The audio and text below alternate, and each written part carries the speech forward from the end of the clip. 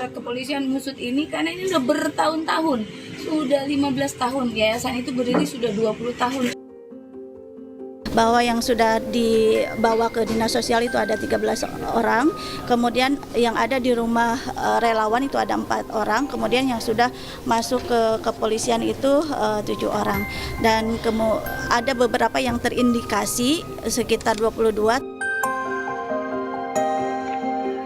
Sungguh miris, panti asuhan yang seharusnya jadi tempat bernaung dan berlindung bagi anak-anak yang tak mampu malah menjadi tempat mereka mendapatkan pelecehan.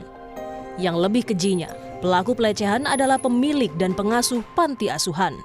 Potret pilu ini yang menimpa anak-anak di sebuah panti asuhan di kota Tangerang, Banten.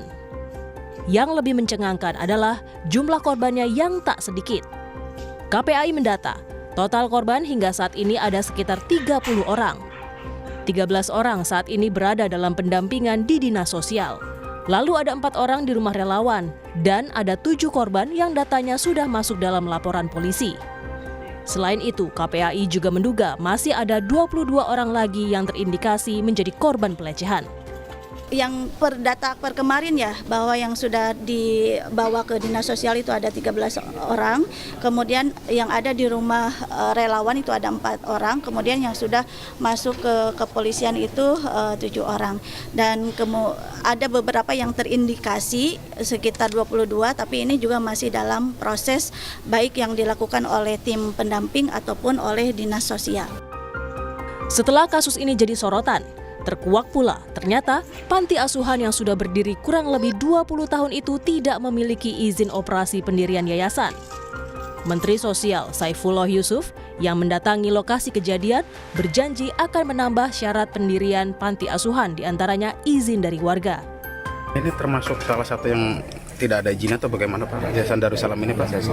Tidak ada sama sekali, ini termasuk yang blank ini. Makanya nanti ke depan saya terus terang juga akan menghimbau atau memberikan suatu persyaratan gitu dalam rangka mendirikan panti asuhan harus mendapatkan persetujuan dari warga sekitar. Kasus ini tentu membuat geram warga sekitar, terutama para donatur. Mereka tak menyangka dana yang mereka sumbangkan justru tidak digunakan untuk memberikan perlindungan kepada anak-anak panti asuhan.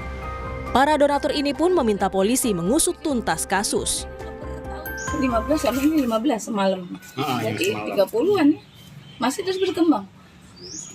Saya minta aparat kepolisian mengusut ini karena ini sudah bertahun-tahun, sudah 15 tahun, yayasan itu berdiri sudah 20 tahun.